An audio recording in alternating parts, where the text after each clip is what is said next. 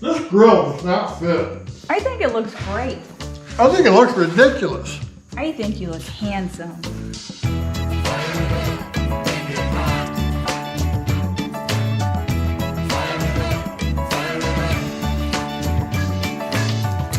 This truck does have a new grill in it, but aside from that, it also has a brand new fuel system in it. And I think that we have finally made the best dual tank fuel system for an LS swap. We always are striving to make something reliable, something you don't have to worry about. I think we finally accomplished it, and today we are going to share with you everything that I have learned over the last few years about a fuel system. And then we are going to wire it, which we've done before, but I'm doing it a little bit different now. And everybody was upset in the last fuel system video that we didn't have the whiteboard out, so here we go. All right, how many subscribers do you think we lost on that intro? I don't want to know. All our lifers, I think they kind of brace themselves, so it's like going by a car accident. You've just got to watch it, okay? It's part of the show. Yeah. Let's get to the fuel system on this thing, all right? If it was up to me, I would have named this video the what ifs. The what ifs. Yes. Because we're going to go over a whole bunch of things that we've done to change the fuel system. And it's kind of like a what if thing. So like if something bad did happen, we kind of have stuff in line to take care of that. So nothing bad can happen.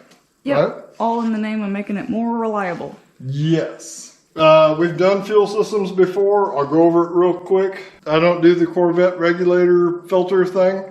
I don't do the plastic valve that came with the, like on this truck is the 86. It would have had a plastic valve that took care of everything. Don't use those. I've gone over it a million times, but no. No. Okay? So we've done what I think is a perfect dual tank setup. I use a Holley Sniper fuel pump in them. On this truck it's an 86, but we've got an 87 tanks in it, 87 fuel sending units in it with the Holley Sniper in it. We've done videos on that. Go back and look at them, watch them over and over. So our pumps are done the way that we've done them in the past. I haven't changed anything with that at all. The supply lines and the return line and the evap system, it doesn't come out of the bottom of the tank. That's just somebody's poor drawings that didn't show it coming out of the top of the tank because you wouldn't want to do that, right? It's an interpretation. Yeah. So don't pay any attention to that. All the lines come out of the top of the tank. And I meant to come in here this morning and draw these up, but I didn't get up early enough. Mm-hmm. Okay? Yeah, I had to take care of it for you. Yes. So we're going to turn that pump on, and we are going to run. The pump's capable of almost 100 pounds pressure, but we're going to put 58 pounds in this thing, or we're going to put everything into it that the pump can do, and it's going to a regulator. And the regulator is going to return what fuel is not used, what it doesn't need to create that pressure. So we are going to have 58 pounds of fuel pressure in that line from the pump all the way up to the regulator.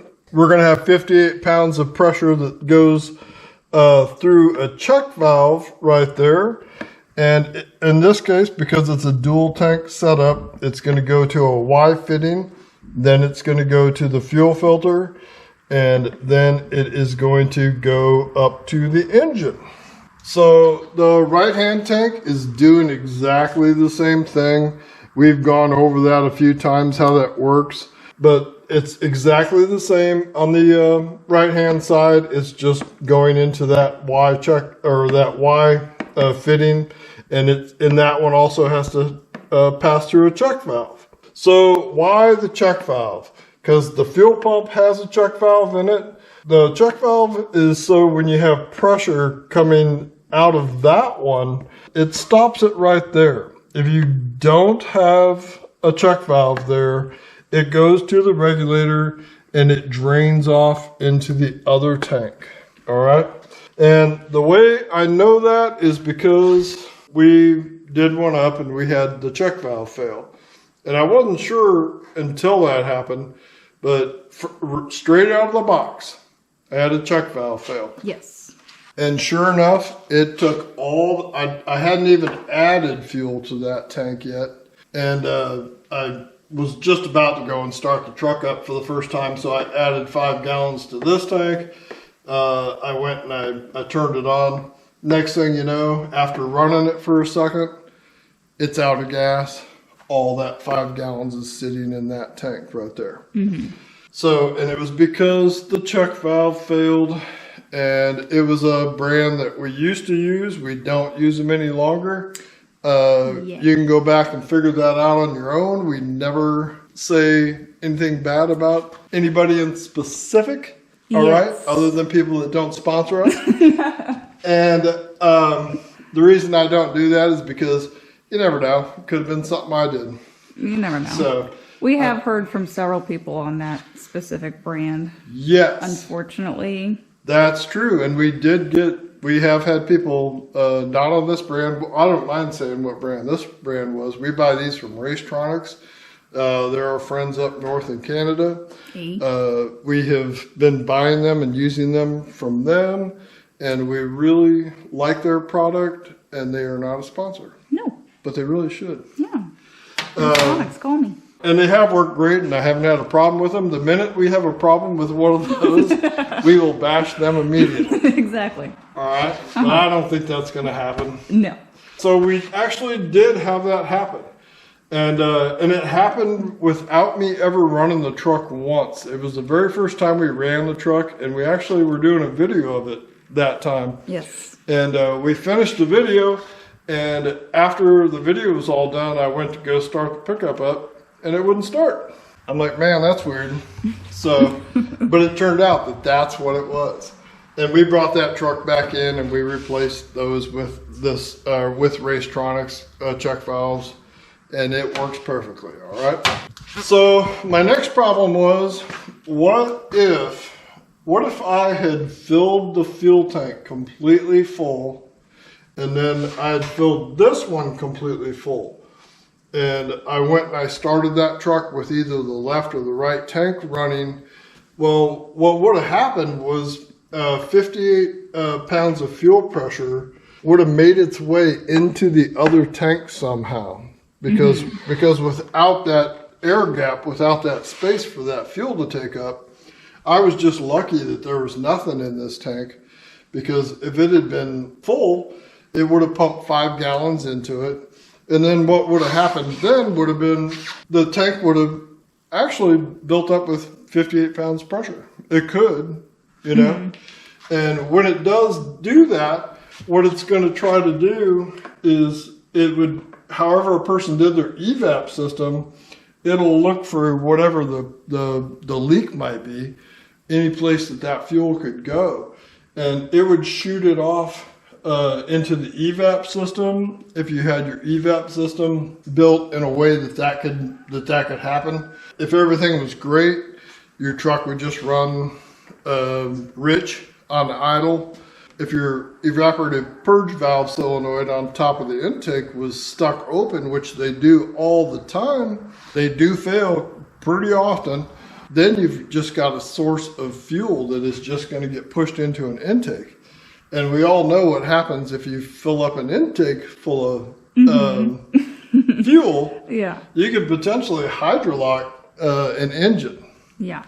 All right? Bad times. So I'm thinking, well, what can I do to stop that potential from happening? Because even though these are a high quality check valve, you never know. It's, everything fails. Things happen. So if something failed, what am I going to do? What did I do on this case? I took every fuel tank that I've ever seen. It always has like a 5/8 or a 3/4 fitting that is right next to the filler neck. And off of that, I teed onto it, and I ran a 5/8 fuel hose from that tank to this tank. So With a 5/8 fuel hose, in the event that this tank filled up completely full, that fuel is going to just drain off back into the other tank.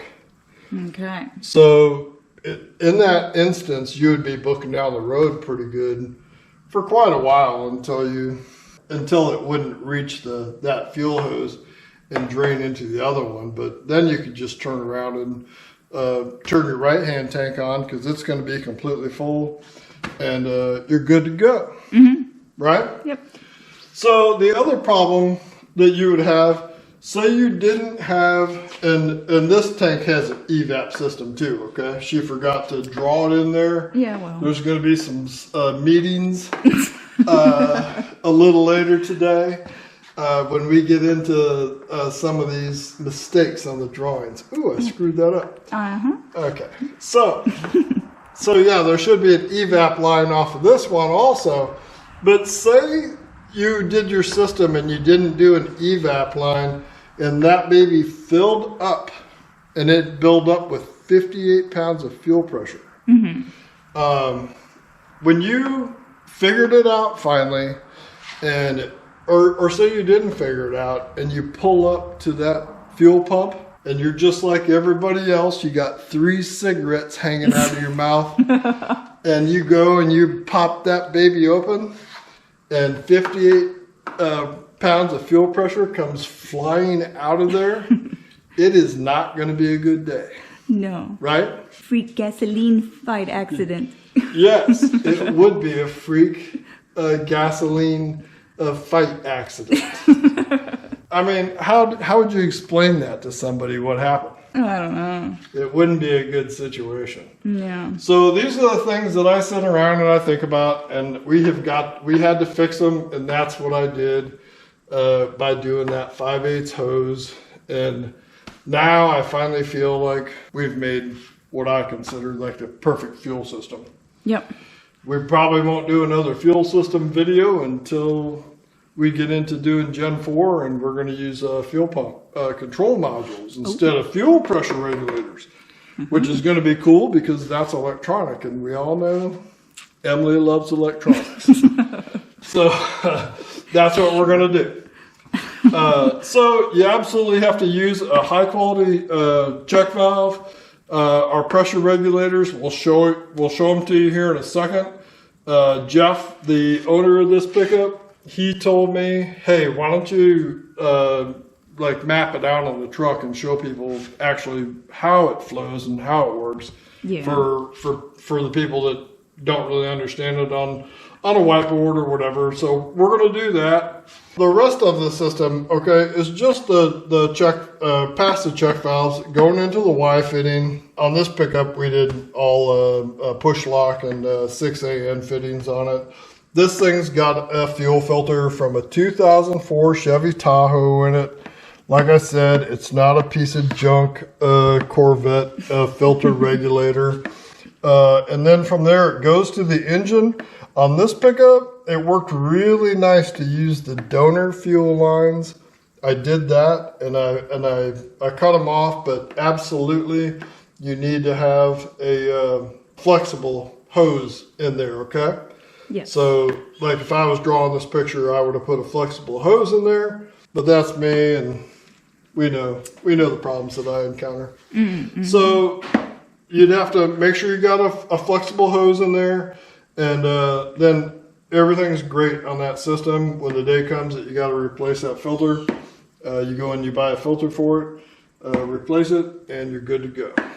The other things that I did on this, because we're not talking about the evap system today, really, we did an evap video, and it doesn't really matter on this one, but the way I did them on this was in order to keep my pressure equal in here, because I do use the evap system that goes up to the LS engine, but I don't use a carbon canister because I never have room for them anywhere. But what I did, because these two tanks are tied together pressure-wise, all the pressure the air gap pressure that's in this one, the air gap pressure that's in this one, it's going to be exactly the same because of this 5/8 hose that ties the two of them together.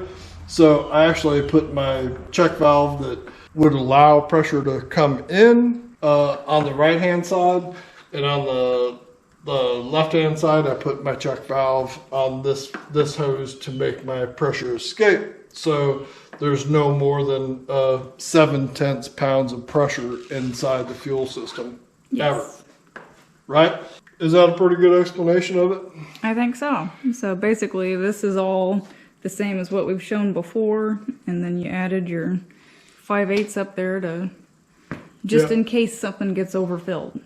Yep, with higher quality fuel pressure regulators and check valves. Yeah, I'm sorry, check valves and fuel pressure regulators, because we found these pressure regulators. When I first started doing these systems, I didn't have these regulators, and the two of these cost the same as one. Yes. And this regulator costs the same as one of those junky Corvette pressure regulators. Yep. And this regulator it's a cartridge type regulator, and you could replace just the cartridge in it.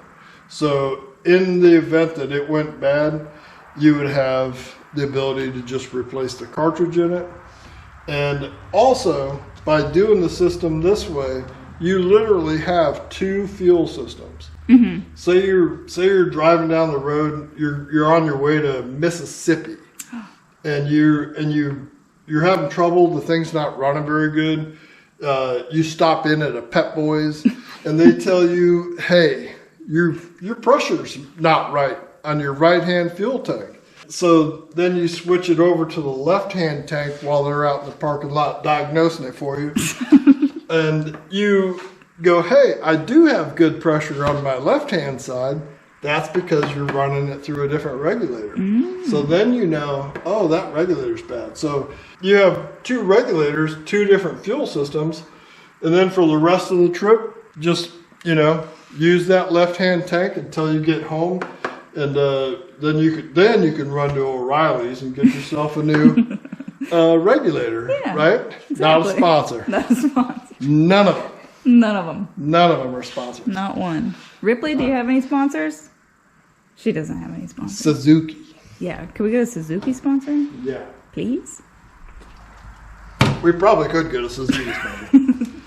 All right, so let's go to the truck and map it out on the truck. Okay, let's do it. I'm going to take the pointer. All right, so let's show this thing on the truck, and I actually have it all done. I'm not going to make somebody watch me do a flare, although I do have a lot of flare.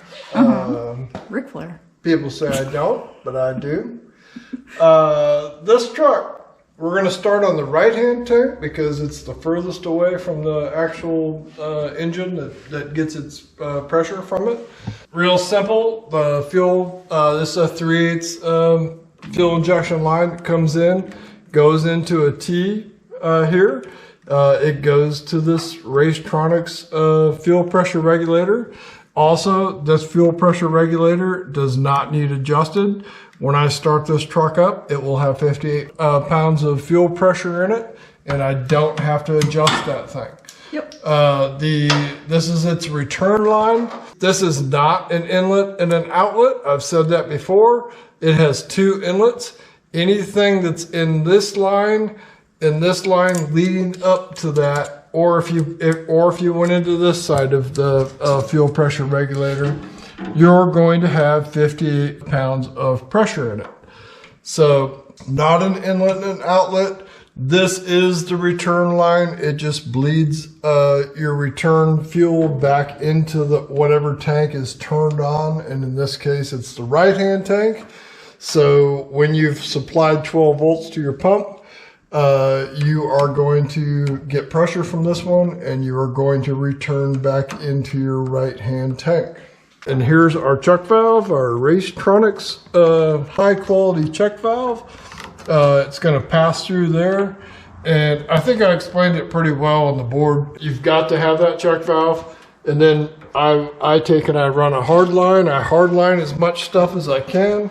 It comes back through, and it comes over to the left-hand side, comes to the T.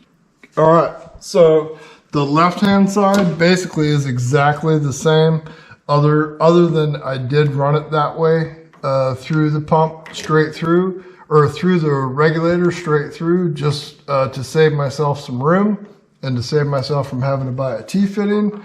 And then there's your return line, 5/16. I also, when I do these, like this line, it doesn't have any pressure in it, or it's not supposed to, but I still use a fuel injection line on it, just in case. Like if it got pinched off, then it could absolutely build up 100 pounds of fuel pressure, because that's what the pump can do. So I make sure that that line can handle at least 100 pounds of pressure. Everything else, well, they'll hold 225 pounds.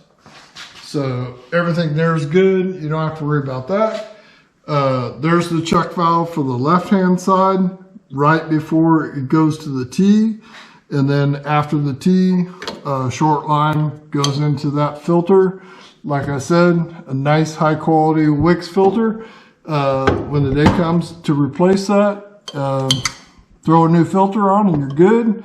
And here is your flexible fuel line that goes up to the engine. And then this is the evap line. And then I put a high temperature conduit over them, because the exhaust is going to run through here.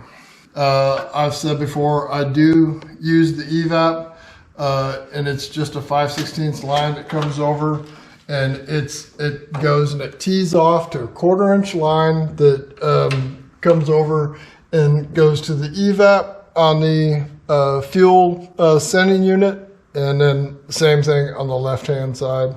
So that's that, but like I said, we're not talking about evap, but that's what that is if somebody's curious about it.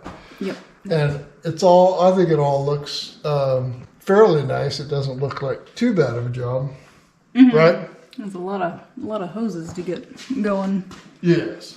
All right, so here's the 5/8 fuel line, not a heater hose line. It's fuel line. You can get fuel line in about any size you want.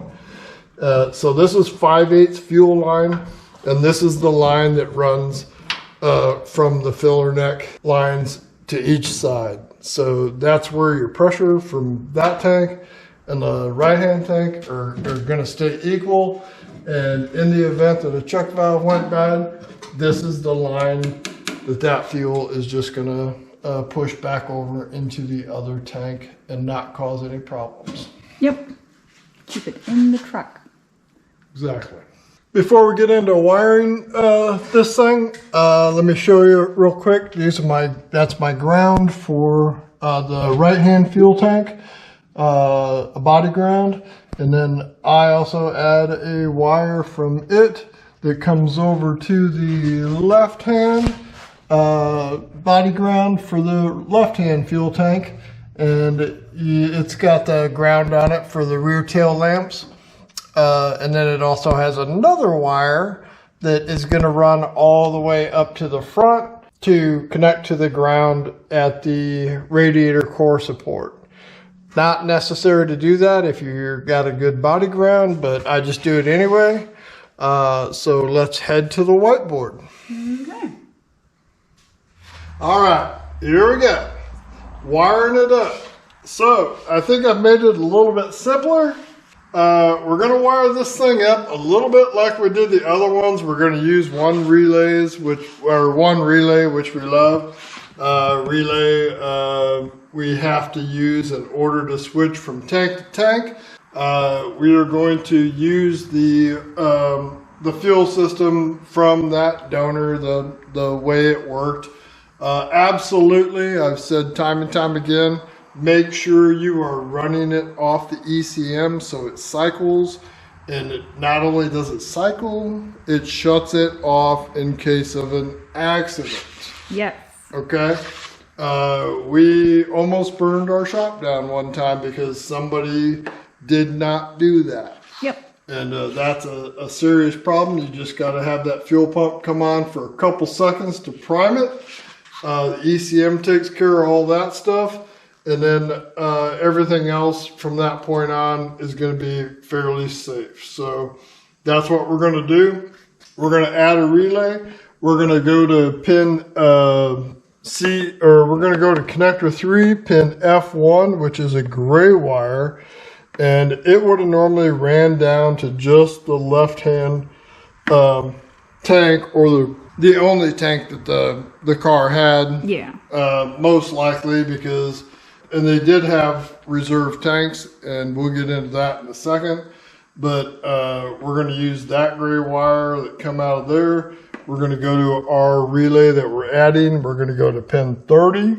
We're going to run off of pin 87A, and it is going to go supply power to our left-hand fuel tank, which we'll call our main tank, because that 30 to 87 with nothing on that relay, no power anywhere to it, it has a connection, and you'll always have your left-hand fuel tank. So it's like your default. Yep, default. That's right. That's what we've called it before. Yeah.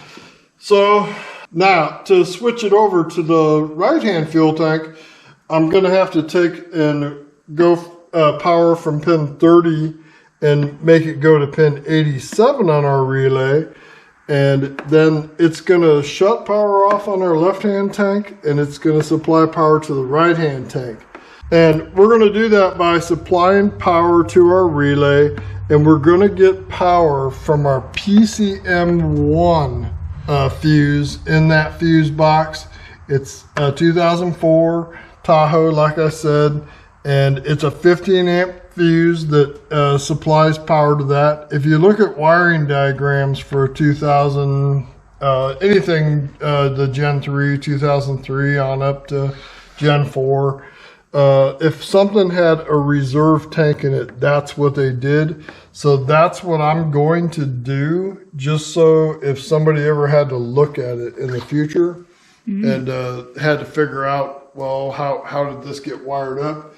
They would go to that connector, they would go to E3 in that connector, and they'll look to the end of the wire and they'll find our relay and go, oh, well, maybe that's, the fuel pump relay, switching it over. So kind of common sense stuff, and that's why I do that instead of just finding the power source from something else. PCM1, that is going to be hot in run and start. Yes. All right. So we'll go and we'll find that wire. We'll have to add that to that connector. We'll add this relay, and we'll connect to our two power wires. The relay is going to get switched on by a 1987 fuel tank selector. It's a switch. It is not in a, what do you call them, intermittent, or like a momentary? Yeah, momentary. So the older ones, you had to actually push them. This is not. It's a switch. I know that it has continuity in the right hand. When you put it in the right hand fuel tanks, it has continuity between that pin and that pin. The way I know that is because I checked it with a ohm meter. What's happening basically is I'm going to have continuity between here and there, and which basically is that wire. I'm going to close that switch, and it's going to be a source to ground. It's going to make that relay turn on basically, and I'm going to have a connection between 30 and 87 and lose my connection at 87A, which is going to make my right-hand tank work. Sweet. So let's do it, and then after that, we'll do the fuel sending units. Ooh, okay. Right?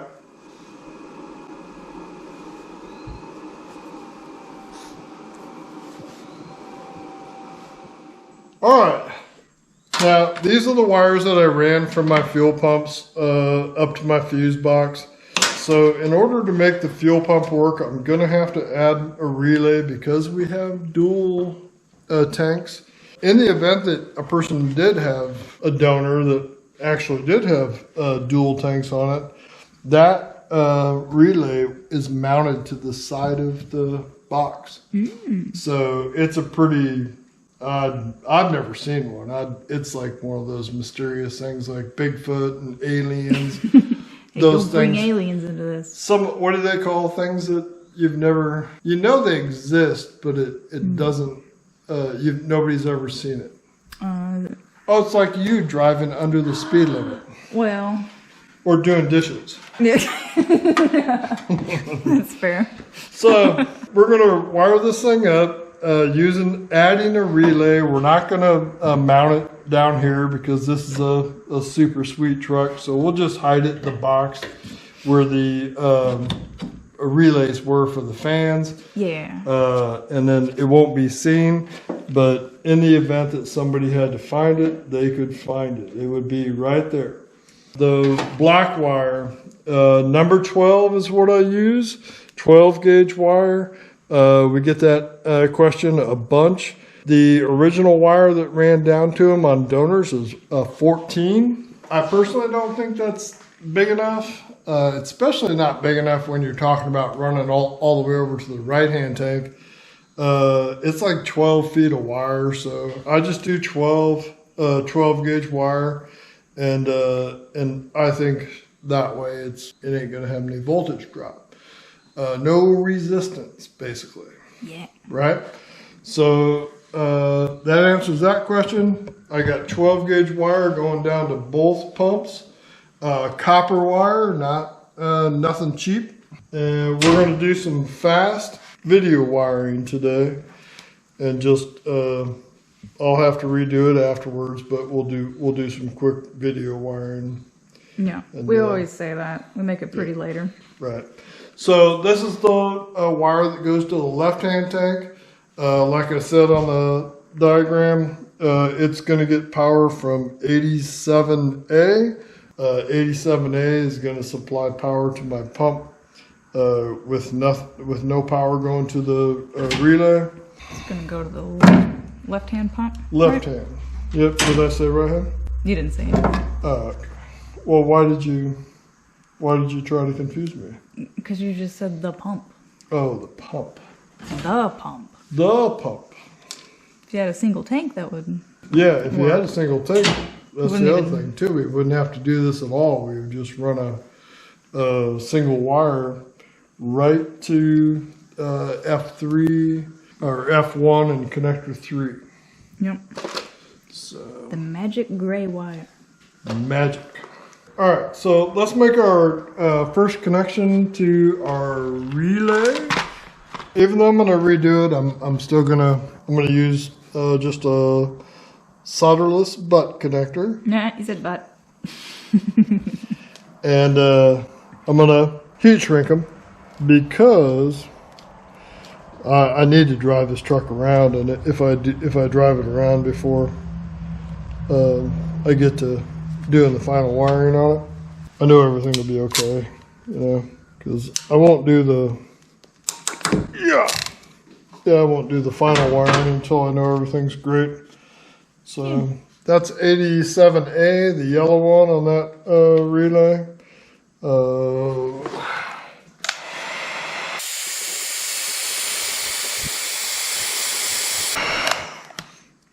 And that goes down to the left-hand pump? Yep, that's 12 volt power going down to the left-hand fuel pump. The right-hand tank, I made it red. I've got a bunch of red and black 12 gauge wire. That's why I used that. And so my right-hand tank will be pin 87, which will be the blue wire on this relay. Fortunately, most relays are wired with the same colors, so yeah. Right, good connection. Oh, bad connection. That's why you check them. Yep, that would have failed 20 years later. So I'm going to scrunch down a little bit on my connection. All right, so if that happens, then I'll just go half. I'll go that half with that connector. Give it a little extra. Yeah. connection. All right. Will it hold? Yeah, it holds. Yay. See, that's the first one we ever had fail on. Well, First hold one on. had to show on camera. Yep. But that's why I do that. If it did that, it's not a good connection. And it's better to know now.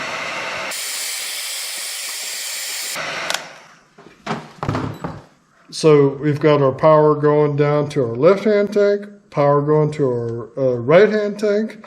This is pin 30, the red on our relay, the large red one. So now we need to get power going to it. And it would be the one that come from, pass through the underhood fuse box. The relay side of it has power at all times. It goes through a PCM-B fuse, and it is a 20 amp fuse, and the ECM will supply power to that. Through connector 3, position F1. Right? And we've seen that connector time and time again. Oh yeah, it goes there. Sorry. You would think I would know that. When this is that 14 gauge wire that I was talking about that went all the way down to the fuel pump. When I go and I rewire this thing, I'm going to run 12 all the way into this one with a new connector. But for video sake, we'll do it like this now. If I didn't have a new connector, I could take one of these out of the donor, and that's a 10. And I could run this one down to my red wire on my relay, and that's actually what I'll probably end up just using that because that's a factory connection, and I don't need that wire, so whatever. Pays to save stuff off the donor. Yep, Just saying. that's right. It does. Okay. Ooh, yeah, my new Snap-on wire strippers. Ooh. Use them. Yes, here we go. That's the problem with doing wire to wire. Small wire to another wire, it's not going to fit very well. But like I said, we're going to redo it, or I'm going to redo it, not you. No, I'm going to edit a video. Yes. All right, I'm going to fold it over because I know that's not going to crimp down on it. So here we go. Fold that baby over. Got my heat shrink there. Yeah. Give it an extra crimp on that side just to be sure. Yeah. Yeah. Oh yeah, it needed it. Nice pull. So there's 12 volts that's going to come through the fuel pump relay, and it's going to be cycled by the ECM.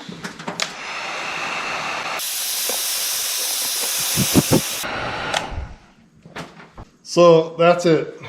Right now, if I hooked a battery up to it, it would run the left-hand tank because this relay has a connection between pin 30, pin 87A. It's connected, so the left-hand tank is going to work. So now we got to incorporate the switch into it.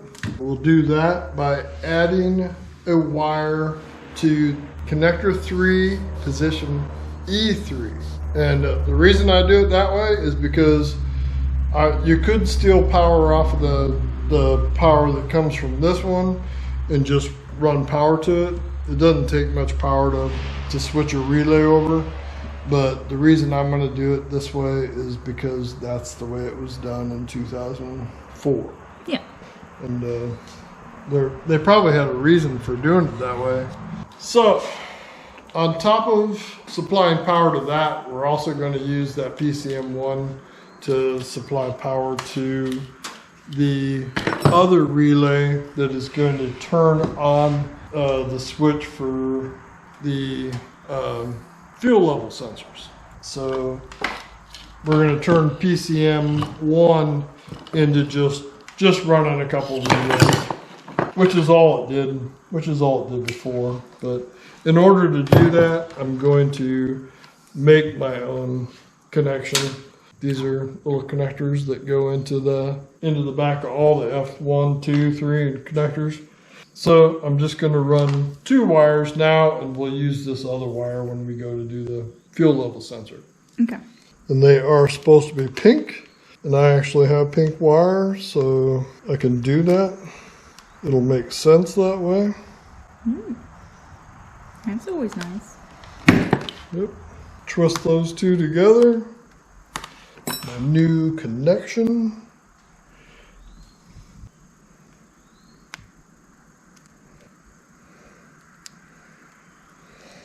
Roll those babies over.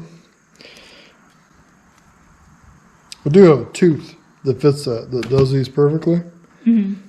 But most likely I'm going to redo this. So I'm going to do it with my fancy snap-on ones right now. You're just excited to use your new snap-on. Yep. Make sure I got a good connection. Good pull on it. Doesn't need an insulator going into that fuse box. So there you have that, right? Okay. All right. These are 2 wires that are going to go to E3 connector 3. We'll just throw them in, plug it in. One of the wires is going to go to this relay that we're working with, and the other one is going to go to the relay that controls the fuel sending units. Doesn't take hardly any power to run a relay. That's why I'm using that one. PCM1 relay. It also runs, it sends power to the, I think the MAF sensor on this one. So it does go to a few other things. So it does have to be there, but it's just stealing some power to run a couple relays, which will work just fine. On a relay, I'm going to use the black one as pin 86, going to ground. So we'll use the white pin 85 as the power.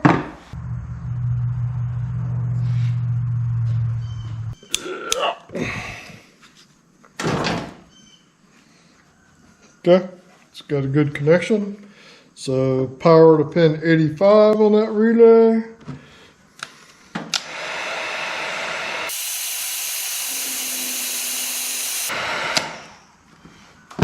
And it doesn't really matter, right? 85 and 86. Nope, doesn't matter. Do it however you want.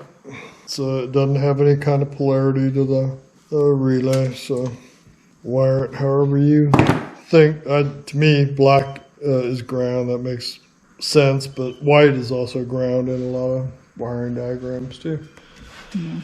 So now, this is where the switch comes in. Now, our switch is going to do 2 things. It's going to switch this relay on to switch over our fuel pump, but it's also going to switch fuel selector. So you're looking at the sending unit from the right tank, whichever tank you're running. So when I do the ground for this, this ground is going to attach to another relay. So I'm going to go ahead and just do that.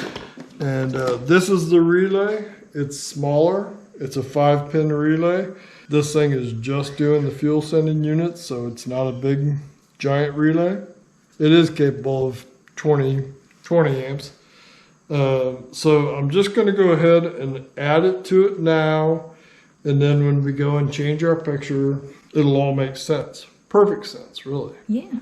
Right? That's what we're going for. Yes. Perfect sense. So this is my source to ground. I'm just going to use a black wire because that's all it is. This is going to go underneath the dash where it's supposed to go. So I made it nice and long. We'll put it in there later, but we'll connect our ground wire on both relays. So when this relay clicks on to run the right-hand tank, it's also going to click on a relay that is going to make the fuel sending unit switch over also. Yes.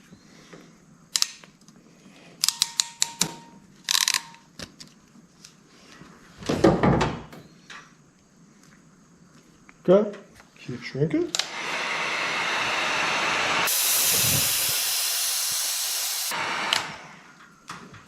So the end of our ground is going to go into the firewall, 87 switch, even though this is an 86 pickup. In the right-hand fuel position, that terminal and that terminal has continuity. And that's all that's going to go to the switch. Originally, this switch had power going to it from the underhood fuse box. We don't have that anymore in this truck. And people probably wouldn't if they were doing a swap on something that was other than this truck. And we can eliminate it and not have any kind of power having to go to it. So that's what we did, doing it this way. It's a lot, to me, it's a lot simpler. It'll be a lot less wiring under the dash.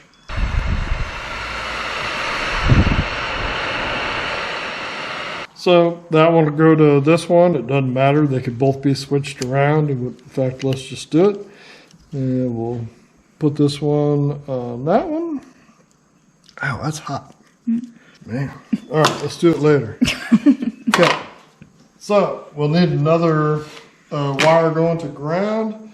My grounds on this truck are all going to go right underneath the left A pillar. That's where most of the grounds were on this pickup. That would make it easy to find. That's a source to ground, so that's what I'm going to use. All right. Cooled off. Ooh, I even remember which one it was. All right. So there you have it. So then this wire that leads from there is going to be attached to the ground on the A pillar right down here, the body ground. And when I turn my tank onto the right-hand side, it will ground a source for that relay, which is power coming from the PCM1 fuse. And it will switch your power over to your right-hand tank. Yeah. And take it away from the left-hand tank. Yeah, you don't want to run both of them at once. Right. We do get that question too. Are both fuel pumps running the way you're doing it? No. The only pump that's running is the one that you're using. So I'll do that at another day. It doesn't really have to be done right now. Put it down there in the engine compartment. So that's it for making the tank switch over.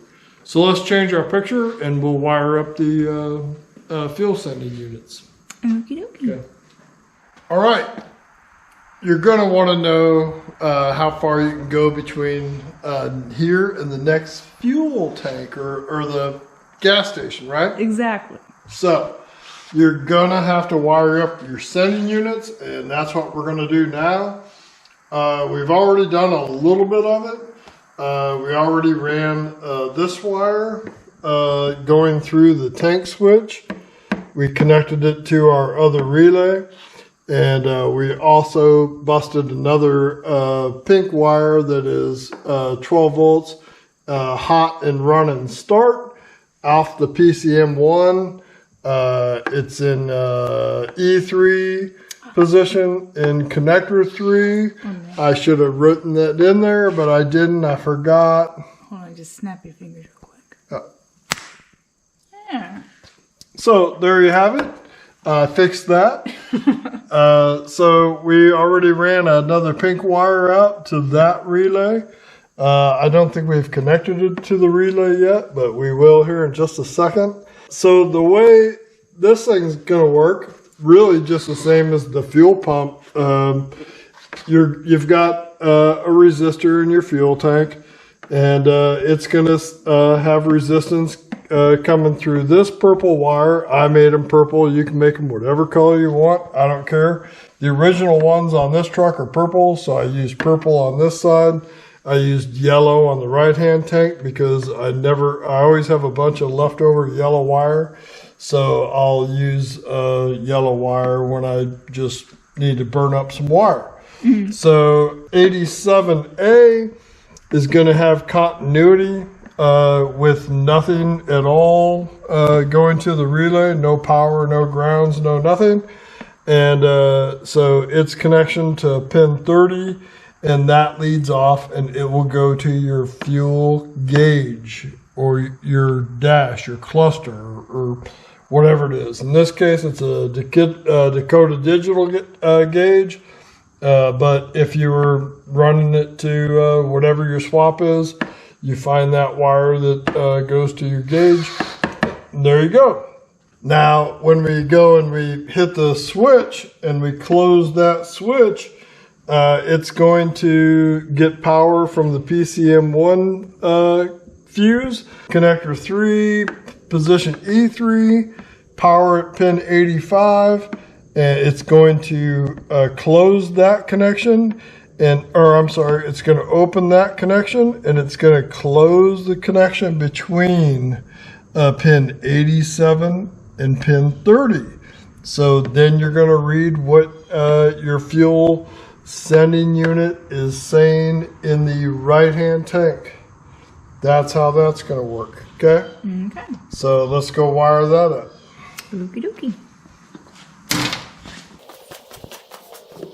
Ready to roll? Oh, yeah. All right. So smaller wires, a fuel sending unit doesn't take any amperage really. So we're going to use some solder butt connectors. Nah. It'll make this go a lot quicker, and then I can go do something a little more fun. Yeah, maybe. Right? So what I'm going to do, I'm going to start off with my left-hand tank, which, like I said, was a purple wire. And it is going to go to 87A, which is going to be a yellow wire on this one. And like I said, relays are usually wired up very similar. That one, I'm not going to heat shrink it because I'm going to redo this.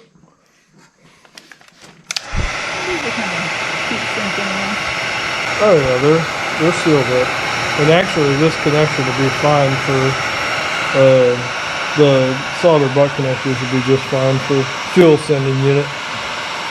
I don't care so much when we're not running like a high amperage circuit off it, as long as it makes a good connection. Yeah, you can lose your sending unit and still make the home.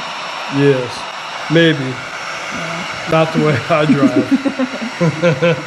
Because when me and Jeff went to Mississippi. Mm-hmm. The other Jeff? The other Jeff. I passed by a gas station and we were getting very close to being low on fuel. Mm-hmm. And the look on his face was...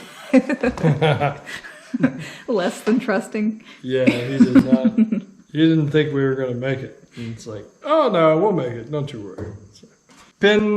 My purple wire, which is my left tank, to 87A. So my connection then would be the red wire, which would be pin 30 on a relay. On this pickup, it would have been a tan wire. And I'm hiding everything underneath the seat. So I got to do a bunch of wire. So I'm going to go ahead and just do a nice length of wire on it. Because it's going all the way to your Dakota digital module, right? Yeah. And I haven't decided where I'm going to put it yet. It's either going to go under the seat or behind the dash. But either way, it's fine. The Jeff that owns this one, this pickup, he said, go ahead and waste as much wire as you want. Send me the bill. I don't care. Those wiring bills are getting a little steep. Yeah. So, pin 30.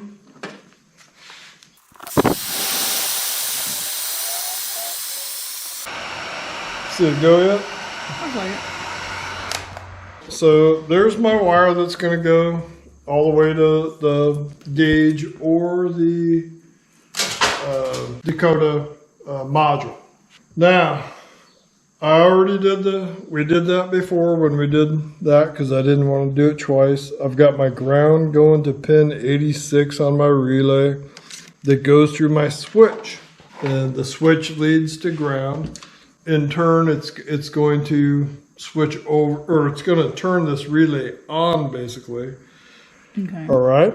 So let's do the right-hand tank. The right-hand tank, I made it yellow, like I said. I'm burning up some yellow wire. That one will go to 87 on the relay. Yellow to blue. That doesn't make much sense. So our right-hand sending unit wire is going to pin 87 on our relay. And it won't make a connection until we supply power and ground to it by switching it over to the right-hand tank. There's that one.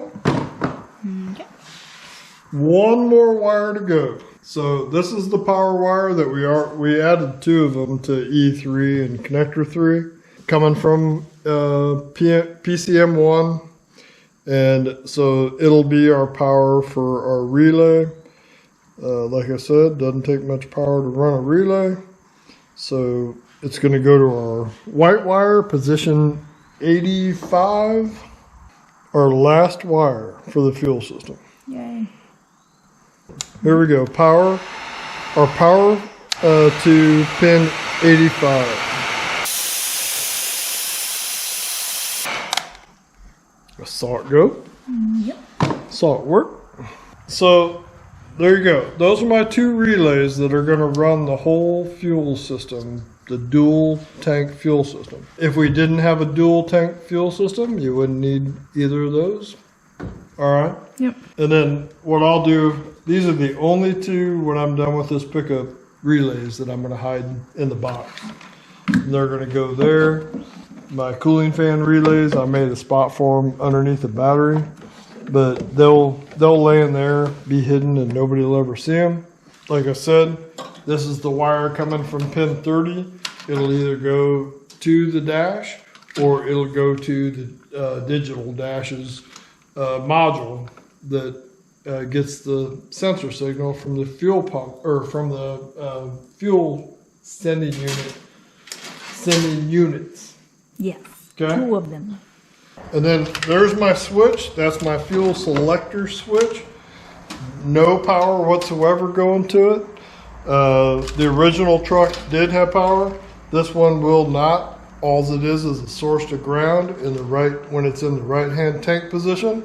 When it's in the left-hand tank position, everything else is just taken care of by the relays. They're doing what they normally do. They're in their normally closed positions, and there's no risk of having a switch go bad and you know all of a sudden you don't have left or a right, because you're always going to have a left, no matter what, unless a relay really goes bad, but that very rarely happens. And then if it did, chances are you could push it over into the right-hand side, and chances are the right-hand side will work. The relay's connection possibly make connection on the 30 to 87 pins. So it's a lot of like safety built into it, right? Mm-hmm. Yeah. We're trying to get you home. Yeah, trying to make it reliable, trying to make it trouble-free. Yep. That's right. All right, we've done a few fuel systems, and I am definitely the happiest with this one. Now that I have it done, I can move on to doing the exhaust, and I can finally fire this baby up. You got anything to add? Yep, I wanted to add, there are a ton of parts that we mentioned and used on this truck. Make sure you check out the description. I will have links to all of those parts. A lot of those links do benefit the channel. We get a little bit of a kickback. when you guys buy something through those links, and we greatly, greatly appreciate it. So make sure you go check that out. I will put all of our other fuel system videos into a playlist. So make sure you go check out all the other fuel system videos we've done if you want to see the big picture, why we do it this way. Make sure you go check those out. As always, we appreciate you guys watching. We greatly appreciate all your support, and we will catch you guys next time.